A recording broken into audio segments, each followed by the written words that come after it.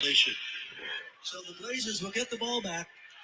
We have only 12.8 seconds remaining. And Kings fans, we can see them in all areas of the arena. A lot of purple on their feet, chanting, "Light the beam." Well, in a matter of 5 seconds, it will be lit in Sacramento. The horn sounds, and for the first time in 17 years, 16 seasons of frustration, 16 years of wandering in the desert, looking for that oasis, the Kings have finally found the sparkling waters, the palm trees. It's not a mirage, it's the real deal. Sacramento has clinched first round home court advantage in the playoffs that will be starting in a couple of weeks. Tonight's final score is 120-80. And Alex Lynn slipping on a headset. Wow. How about that? The final seconds of the drought are finally over. Ladies and gentlemen, your Sacramento Kings have officially clinched a playoff spot. Not only did they clinch a playoff spot tonight, but they officially clinch home court advantage in the playoffs for the first round. They guarantee themselves a top 4 seed with the victory today. My name is Chris Watkins. Thank you all for joining me. I know there's tons of different streams that you could be hopping in right now, and it means a lot that you're picking us here at Sactown Sports 1140. We appreciate that. Go ahead and just put how you're celebrating right now in the comments. Appreciate the love, and again appreciate you hopping in here on this most joyous of occasions.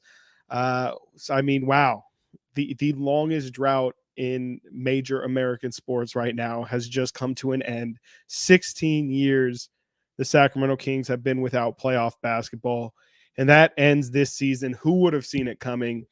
Just an incredible season from the beginning. I mean, Mike Brown set the tone, and this season, the Kings have proven at every single step that when things could have gone bad, they never really slid. They never, let those days. Last season, funny enough, last season's big motto was stack days. They really did take every day and make it an opportunity to get better. Wow. I mean, 16 seasons.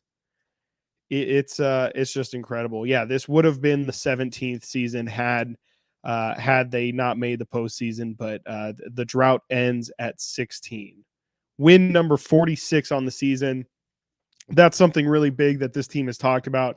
It's not about just, I'm sure I can't wait to see the videos of what the locker room looks like after tonight's game. But this was not the goal for this team. They're happy to get this milestone out the way, but their goal is to get 50 wins. They think that they're a really good team, and they feel like 50 wins is kind of the mark of a really good team.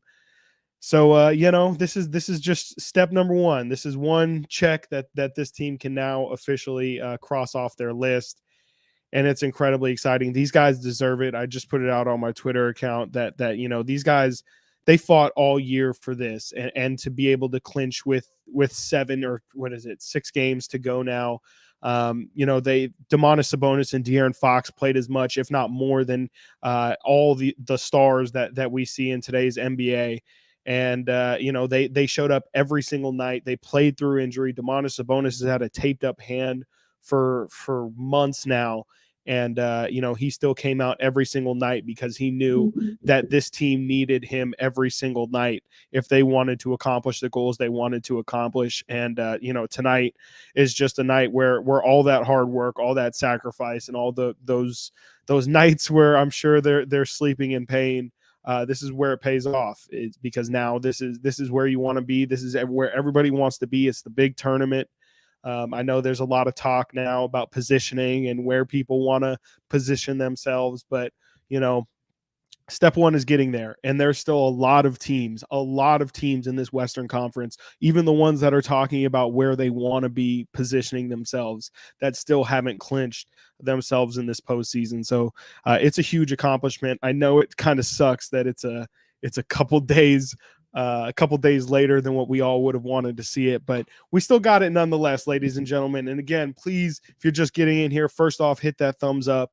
There's going to be a lot of people going live tonight, so if we can hit that thumbs up, it'll drag people over here. This is what we really want. We want as many people as possible seeing this. So that thumbs up definitely goes a long way. And also put in the comments how you're celebrating tonight, how you're going to celebrate this weekend. I mean, obviously kind of is unfortunate that it's in the middle of the week. It's on a Wednesday. I'm sure we can't all turn up the the way that we want to, but you got to celebrate on a night like tonight where it's so long in the making. I want to know what has everyone said that they will do when the Kings finally break the playoffs. I know everyone at some point has made a promise of, hey, I'm going to get a tattoo when the Kings finally make the playoffs, or, is there something worse that you said you would do once the Kings finally make the postseason? Because this is definitely a day that, man, I mean, being a Kings fan for pretty much my entire life, I've thought that this day would never come for there's definitely a period of time where it felt like, oh man, this thing can really go on for a long time. I think of, some of the dog years, like when we're rooting for Beno Udrith and a 20-win Kings team, and Tyreek Evans getting excited about 25-5 while, we're one of the worst teams in the NBA, and, talking yourself into so many years of, oh, if we can just put one or two players around DeMarcus Cousins, and oh my gosh, ladies and gentlemen, how many prospects have we talked ourselves into throughout the years? I mean, there's so many people that are, that have came and went in this league that, we would have dreamed to have on this roster. And it's just so funny to think about those times and all that, it's funny how, even with 16 years of not good basketball, there were still so many fun moments that we can have and we can all share. And that you can't tell us weren't just as important as a really good team. Obviously, the significance wasn't quite there, but I'll never forget Tyreek at the horn, or DeMarcus Cousins when he got ejected and ran out from the locker room, or even memories before that. Even the last time this team was in the playoffs, the Kevin Martin layup at the final seconds. It's been such a long journey for this team back to the postseason. It's just crazy, and it's so great that this season has been so fun for so many people. Everyone's embracing the beam. It's been super dope, and just awesome to see Sacramento back in its glory. I always say that I remember in the glory days. I mean, I was a kid back in the early 2000s, but I just remember walking around town, and it felt like every single place you went, there would be Kings flags, Kings pennants and stuff all over the place. Even in this room right here, I have the Peja Stojakovic little Russian doll thing. There's Jason Williams Beanie Babies. Who doesn't remember the Carl's Jr. bobbleheads and all those stuff? These are the type of things that I hope that a new generation will kind of get to enjoy now that I always talk about all the kids that unfortunately probably got made fun of for being Kings fans over the past 16 years, especially with the way that the Warriors have been. I'm sure there's a lot of elementary school kids that grew up thinking it's not cool to like the Kings. And I just think about the kids in moments like this. Think about the children and how it affects the children as well. Yeah, there's just wow, great to see. Did anybody get emotional? Did anybody cry tonight? How many people cried tonight? I know again, that's probably something a lot of people said that they were going to do. I'm seeing a lot of people, I think on my social media, are saying Carmichael Dave was caught in tears. Yeah, that's I mean, and there's also guys like Dave and Jason. I talk with Jason all the time, and Dave as well, and G-Man. I think about guys like that who have been with this team through the thick and the thin. Of course, I haven't even mentioned the whole relocation saga that was in the middle of all of this. How much just how much we all went through in those times, and how that kind of really brought us all together, especially. And that was really in the thick of the bad seasons in the 25 win seasons.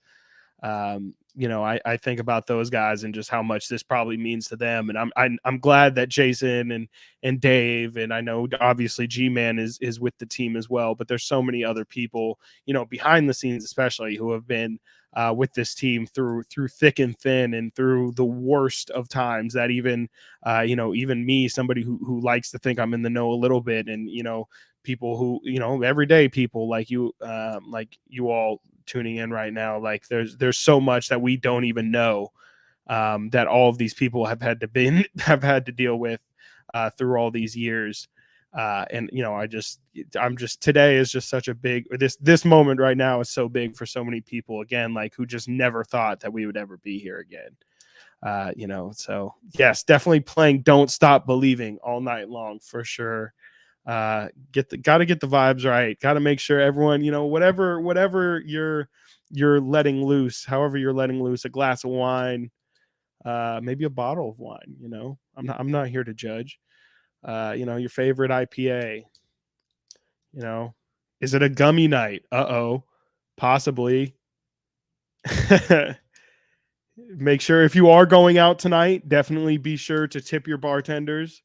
Be responsible. Tip your bartenders. Lyft and Uber. It's always the way.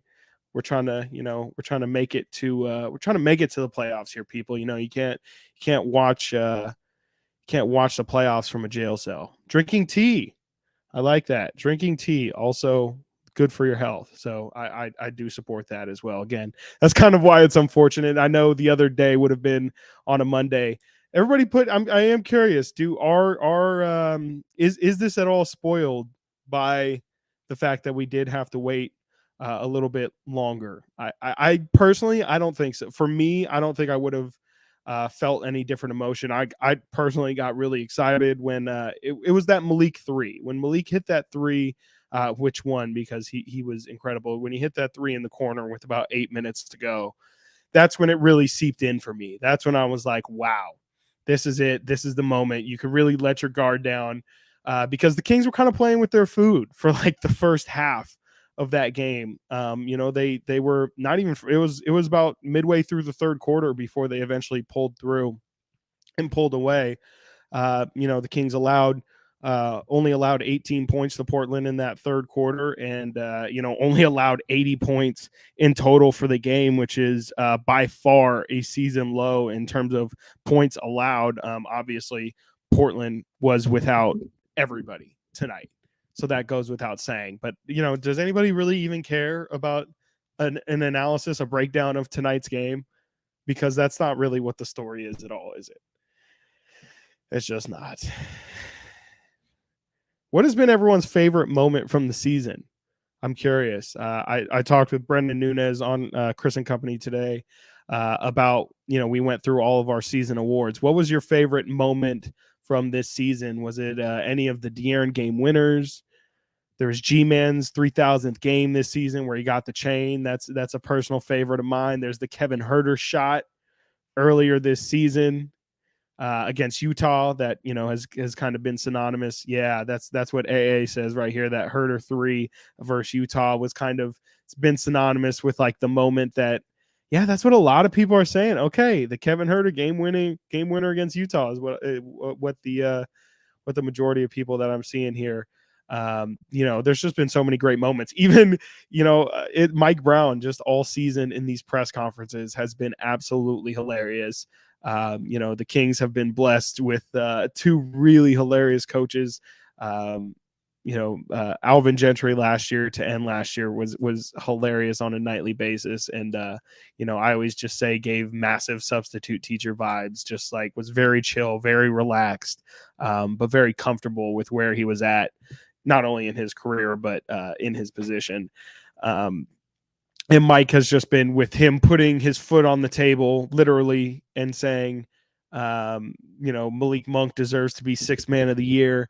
His scream, at media day that has been memed to death. There's just been so many moments that have been incredible this year. And, people are saying the Brooklyn blowout. I always forget about the Brooklyn blowout because it was so early this year, but the TNT game where the Kings really, kind of on the national stage early in the season, really made a huge point and scored 153 points on the Brooklyn Nets. That was when they had Kevin Durant as well. So yeah, that was a huge game. Ooh, Street Thumper, another great one. Obviously, the Kings Clippers game, the double overtime game, post All-Star break, where Malik Monk had 40 points. De'Aaron, I believe, as well had 40 points. Kawhi Leonard had 40 points. And it was just an absolute classic. I said earlier today that that's kind of the game that really changed my mindset for the season. That was the moment where I really knew, like, oh, this team is a legitimate playoff team and can really contend with really good teams. They to that point didn't really have a great record against teams above 500. And so I was skeptical that they would be able to compete at a high level against, some of the better teams in the Western Conference. And, they took real punches that game. They found themselves down a couple different times late in that game where they could have just laid down, but they fought back every single time. They had an answer, and it was just really impressive in a game where, typically you would say, yeah, the Kings' biggest issue is they don't play defense. But that was a game that proved that it kind of doesn't matter because their offense is that incredible and that crazy. And that's really the story of their season, is they've just been able every single time to answer all of their well, not all of the time, but a lot of the time, to answer a lot of their defensive questions by just saying our offense is a lot better. And I did mention that the Kings at one point were significantly under 500 against teams above 500. They now are 21-24 against teams above 500, which is more in line with just, that's typically what most good teams will do. Great teams obviously will be a couple games above 500, but yeah, that Kings Clipper game to me was a huge moment. This whole season has been, yeah, Keegan the record. Huge game for Keegan, huge night to break that record. I didn't see it. There's no way I would have told you, like, yeah, Keegan Murray first year in the league will be an elite shooter and will be, breaking, records for, not only did he break this numerical record, but this has been a stat that I've been throwing about. He's the first rookie who has ever taken 400 plus attempts to ever shoot above 40%. And he is at 41% from three. So not only has he broken the record for most number of threes hit in a season, but he's also shooting it at a more efficient clip than anyone ever has, especially when taking that many shots. So all in all, that equals kind of the greatest shooting season by a rookie in NBA history. It is kind of crazy to say, but yeah, it has been incredible to see Keegan really develop that game, that two-man game with Domantas Sabonis. And, it's been really big for Keegan, and he's been incredible at doing exactly what he was drafted to do, and that is knock down threes at a high level. And he is top 5, I believe, in three-point percentage for people who have taken over 400 attempts. That's in the entire NBA. So Keegan did not see this coming, but an absolutely huge season for Keegan Murray. And yes, absolutely. Mark Cates here says drafting Keegan Murray in hindsight was the best move of the year. You can definitely argue that, because it did really bring the whole puzzle together. You could argue Kevin Huerter was the move of the year. You can argue Malik Monk was the move of the year. But, saying Keegan was not a popular pick. I think he was, I think a lot of people wanted Jaden Ivey, and we're just skeptical of what Keegan could do at the pro level, because, there's always just kind of that stigma of older college players.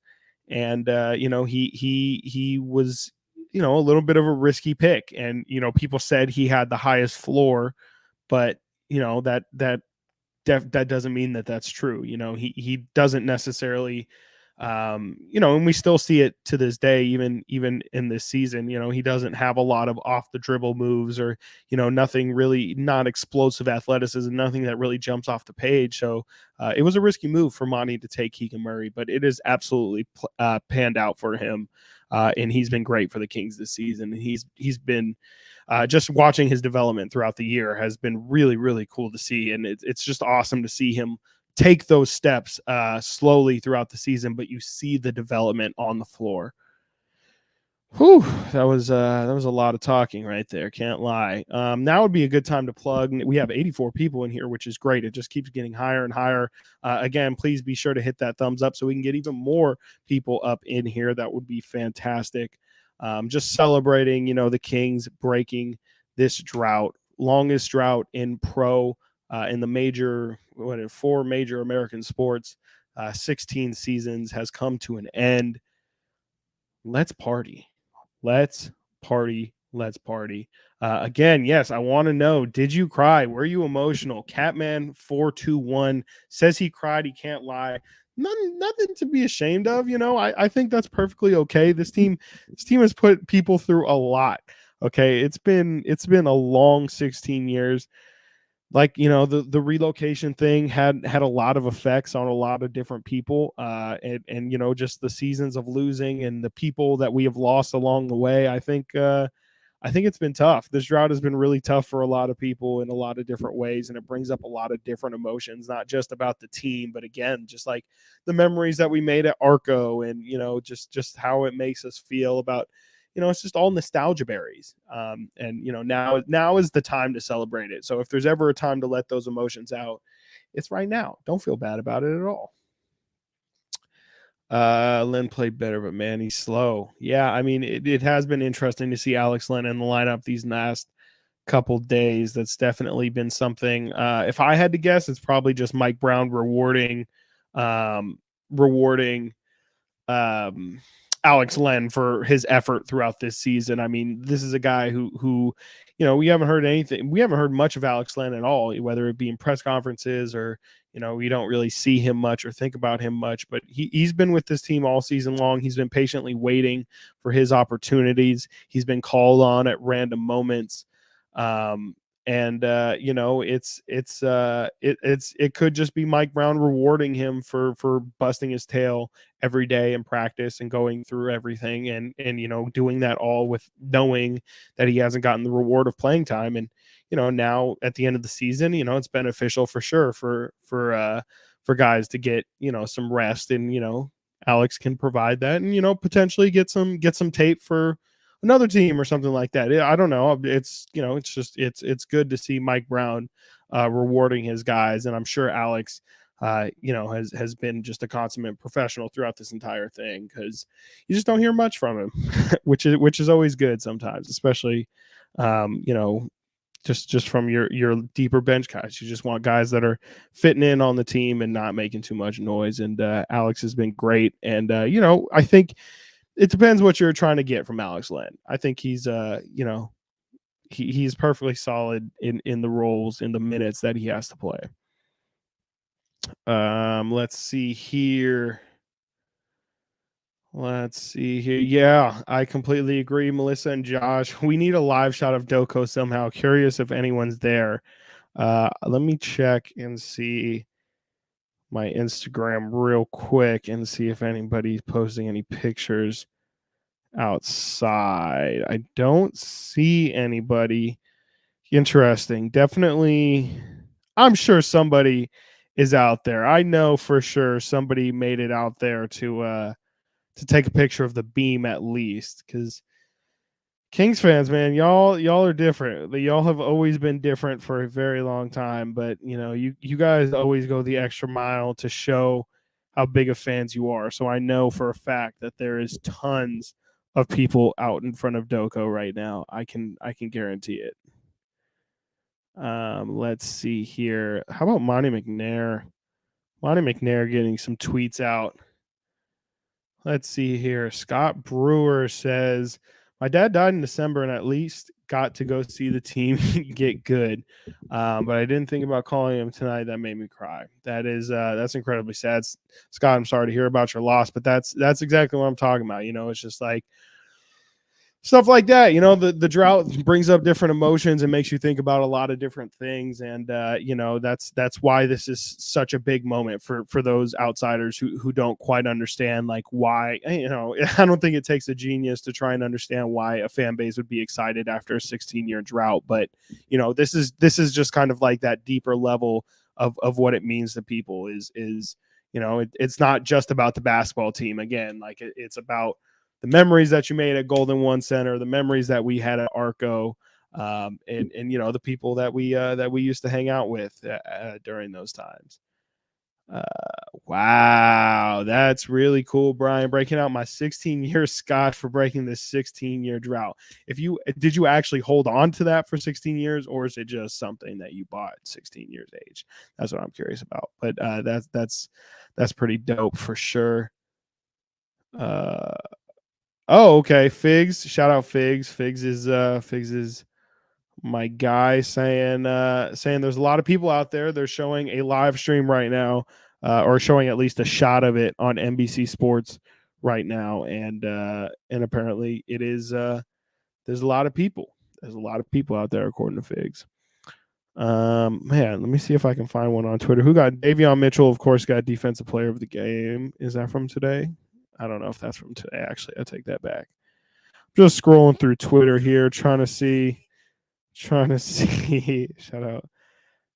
Trying to see if there's any pictures. Sorry, I know this is not the best. At least this isn't radio. At least you guys can see me. But again, please put in your comments how you're celebrating tonight. How are you? What are you drinking? How are you drinking? Are you celebrating? It's a Wednesday, I know, so that kind of is unfortunate. But are you having a victory cigar? Are you smoking the Joe Burrow, as Patrick Mahomes' father says? Man, there is nobody on Twitter putting anything out there. I'm sorry. I really thought I would have guaranteed that there would have been something. Oh, look at Dave. Look at Dave. So sad.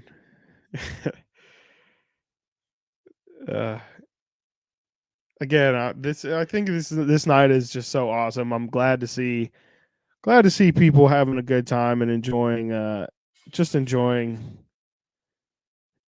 enjoying this moment for celebration. Like, this moment deserves to be celebrated. And I'm just glad to see that there's just a lot of people enjoying their time. Man, all right, Twitter's disappointed me. I really thought there would be more content to talk about from Twitter. I'm also kind of waiting for Coach Brown to step to the podium, or at least for that video to be released, so that we can maybe head out of here on the sounds from the guys. But I'm not seeing anything. Oh, here we go. Here's the G-Man. Shout out Deuce. Thank you, Deuce, for doing this. Deuce put together the last call, or I'm sorry, the last call, but this is what G-Man sounded like calling down the final moments of tonight's game. Only 12.8 seconds remaining. And Kings fans, we can see them in all areas of the arena. A lot of purple on their feet, chanting, "Light the beam." Well, in a matter of 5 seconds, it will be lit in Sacramento. The horn sounds, and for the first time in 17 years, 16 seasons of frustration, 16 years of wandering in the desert looking for that oasis, the Kings have finally found the sparkling waters. Shout out my text. All right. It's not a mirage, it's the real deal. Sacramento has clinched first round home court advantage in the playoffs that will be starting in a couple of weeks. Tonight's final score is 120-80.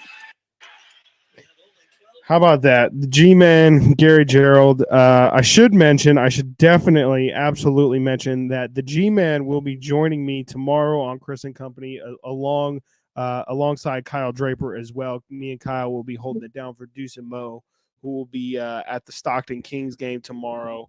And so they will not be able to do their show. So me and Kyle Draper filling in. We will have the G-Man on at noon. So definitely be sure to tune in at noon tomorrow to Sactown Sports 1140. You can also check us out right here on the YouTube page as well, where we live stream all of our shows. The G-Man will be on with me and Kyle Draper tomorrow at noon o'clock. Can't wait for that. There are a lot of people out there. I did just see also a video of people out there. Let's get oh man, someone just posted the video of Nick Stauskas getting drafted with Pete D'Alessandro in the war room. Oh man, the Stauskas moment for those who will remember. Let's get sound from Keegan Murray on NBC following tonight's game. Of that length of time and where the team is right now in this moment. What does that all mean to you? Yeah, I mean, it's just the effort that a lot of the front office has put in throughout the years. Just the people that have been here. We've had really good teams, I think, throughout that 17 years, and I think this one just exemplifies all of them. So it's really cool to be on this team. We're all excited, but we know we have a lot more to do. Keegan, I know when you come in as a rookie to a new team that there are a lot of things that come before that you are not related to, have nothing to do with. Hunter. That has followed a lot of the players, starting with De'Aaron Fox 5 years ago when he came in. He was aware of it, and it has kind of been that thing that everyone in the organization has been trying to get on. But when you look at the expectations set prior to this season, the ones that the media was portraying on a national level, so different than what was in that locker room. Please talk about Mike Brown and that coaching staff and the mentality that they set out and the belief they gave you from the beginning. Yeah, I mean, Mike Brown, he's a championship coach. He's won multiple rings, and he knows how to get it done. And he knew that inside our locker room, we were much more than a playoff team, and we all knew that from the start. So any expectations that anyone had on us, we had more expectations. So that's just the kind of mindset that we had going through this year, and we're just trying to keep this rolling. That was Keegan Murray following tonight's game. Again, the Sacramento Kings clinch a playoff spot for the first time in 16 years, ladies and gentlemen. Shout out my guy Hunter Rapley here, who asked, can they realistically get a 2 seed?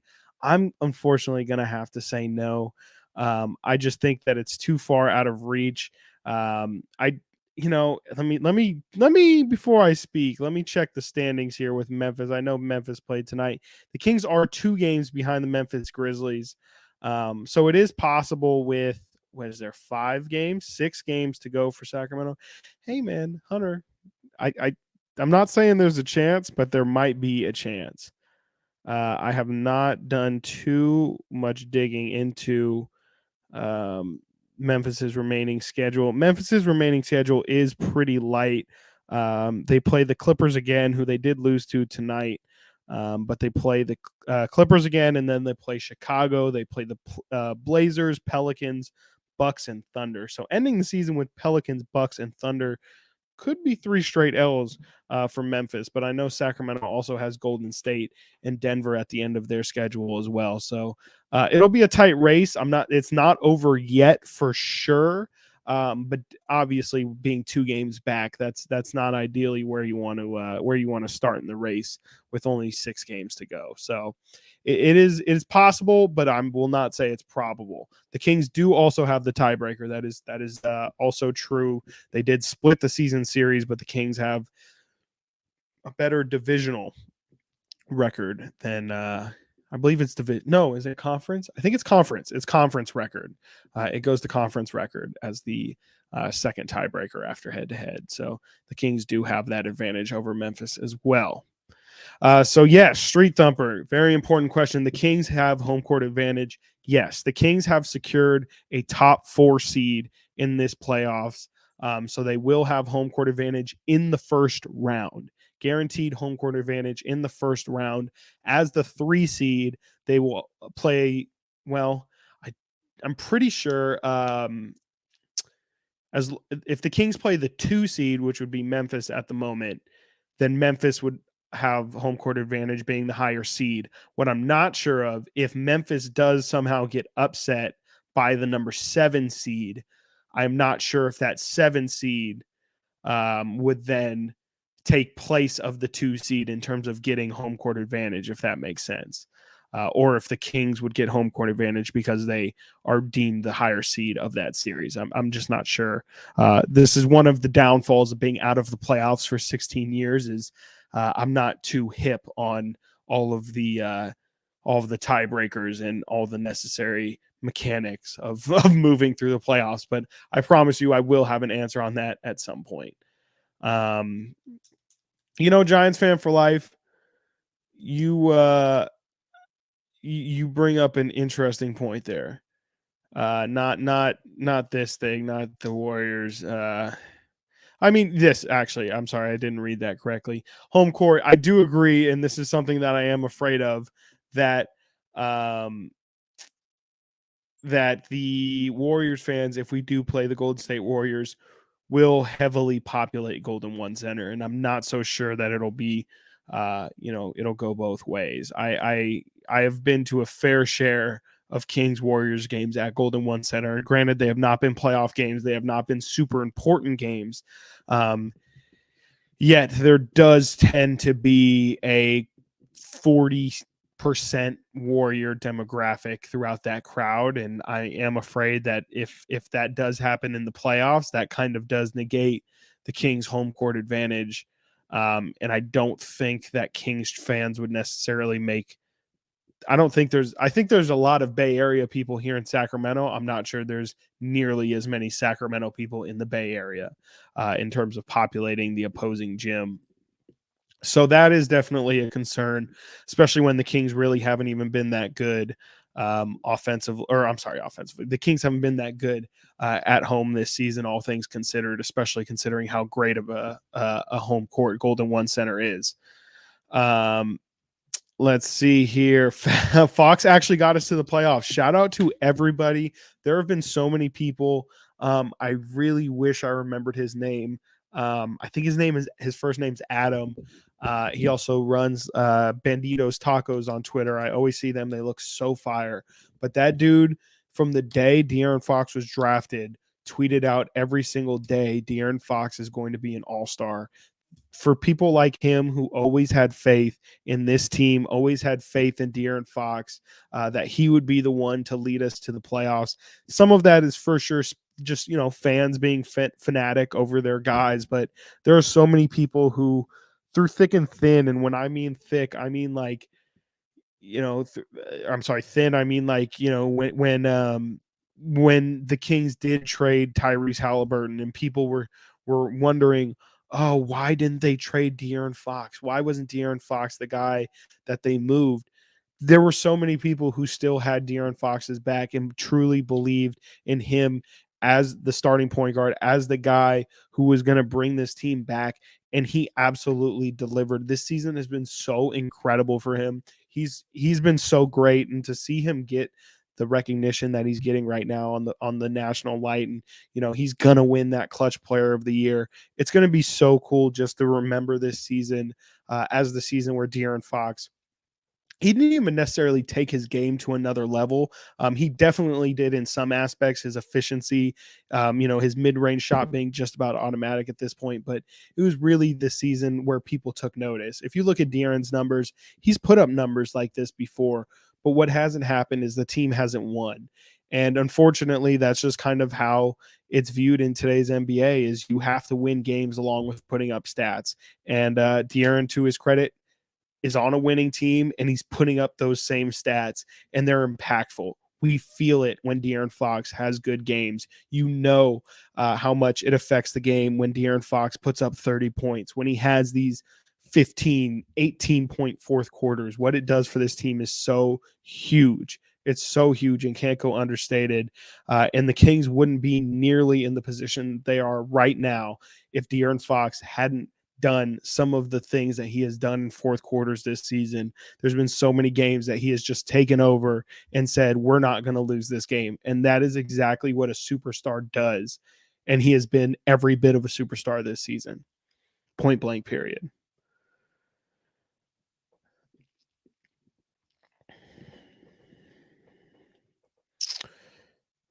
Let's see here. Good luck getting tickets with Warrior fans. Yeah, if Warrior fans want to pay crazy prices, that is true. Just in general, those ticket prices are going to be crazy.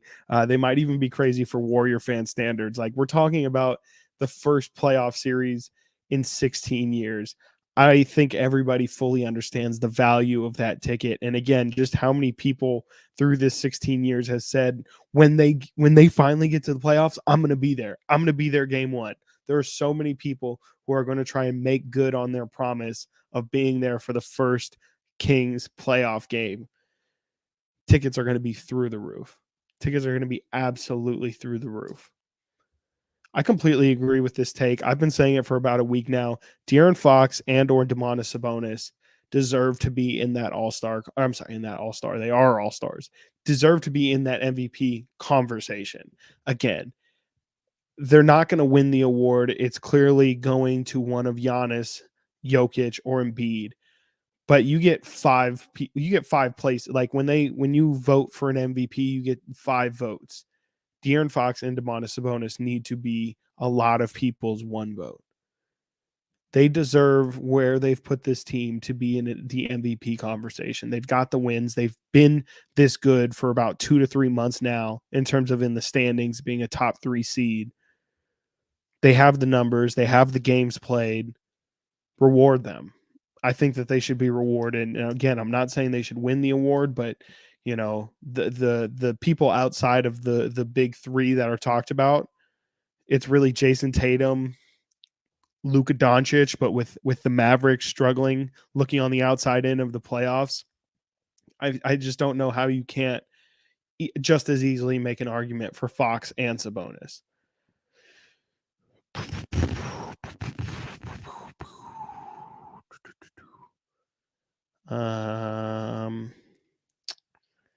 Yep.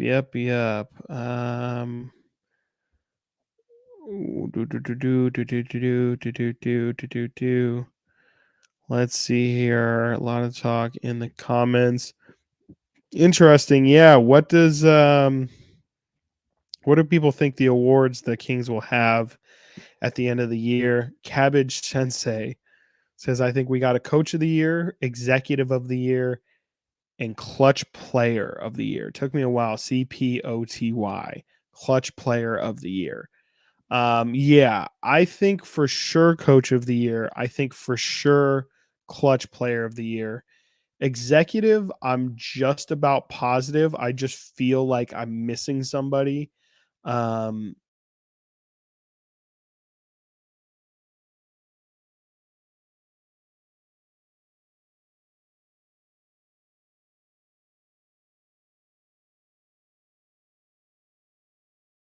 Sorry, my mic got muted. That was weird. Yeah. Okay. Just had to make sure I can be heard. Yeah, I definitely think that we have 2 of those locked down. Maybe exec. Rookie of the year. I saw somebody asked about it. It might have been you, Cabbage. I don't think Keegan has any shot of winning rookie of the year. Paolo Banchero has just been too good all year long. Jalen Williams from the Thunder, I saw hit a game winner tonight. He had 30 points the other night as well. He's had some big performances. He's getting a lot of steam. But I do think Keegan will probably get first team all rookie. I've talked about that a few times this week on my show. I think Keegan probably beats out Jaden Ivey for the last spot of first team all rookie. Giants fan for life. I completely agree with you. I think Sabonis will dog Draymond. I think that the Warriors are severely underestimating just what Domantas Sabonis can do to them. They have no size and nobody who can really body up Sabonis at all. He can do just about whatever he wants. I would expect Sabonis to probably, no joke, average near 20 and 20 in a Warriors series, especially with how many minutes Sabonis is going to play. I definitely think 2020 is on the table. And it's just kind of defense would be the key in a series against the Warriors. Can you manage to slow them down? Can you manage to slow their runs down and not let them really pop the way that they do? That's obviously everybody's goal. It's a lot easier said than done, but the Kings have the offensive firepower to stick with the Warriors even at their best. So it would definitely be a really fun matchup, but I definitely foresee that Sabonis would go ham, would go absolutely ham. I do need to see the beam, so I am going to have to end this stream here coming up pretty soon. I'm also going to be hosting tomorrow Again, I mentioned filling in for Deuce and Mo for 4 hours tomorrow, 10 to 2, me and Kyle Draper. Super exciting. We have Matt Barnes on at 11. He was on the Kings before the drought started. He was on the Kings in the middle of the drought. He's now an analyst for the Kings. Super excited to talk with Matt. We also have Gary Gerald, the G-Man, on at noon. And also have Hunter Patterson, my guy who writes a lot of King stories for the Sacramento Bee, for the Athletic. I'm sorry, for the Athletic. Hunter Patterson will be joining us at 1:00 tomorrow on an extended version of Chris and Company as we fill in for Deuce and Mo. Let's see here. Giants for life with the numbers. Sabonis is averaging 22, 16, and 7 against the Warriors this year. So, yeah, I definitely see a lot of that. Luis, why are we filling in? Is it Luis or is it Lewis? I'm half Mexican, so I'm gonna say Luis. Luis, why are we filling in? We are filling in because Deuce and Mo have a Stockton playoff game. Shout out Stockton Kings, who are in the G League playoffs. They have a game that they have to prep for, and they just have to do some stuff, if I'm not mistaken, pregame. So definitely be sure to check us out. Cool, Luis, great, appreciate that.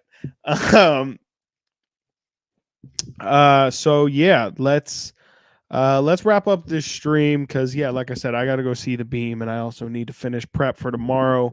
But again, you can check me out tomorrow, filling in for Deuce and Mo from 10 to 2 with Kyle Draper. Again, we will have Matt Barnes on. We'll have the G-Man on. We will also have Hunter Patterson on as well. Sacramento Kings clinch a playoff spot for the first time in 16 years, first time since 2006.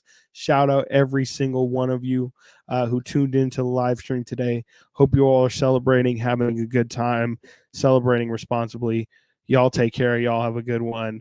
And light that beam, y'all. Absolutely light that beam. Y'all have a good night.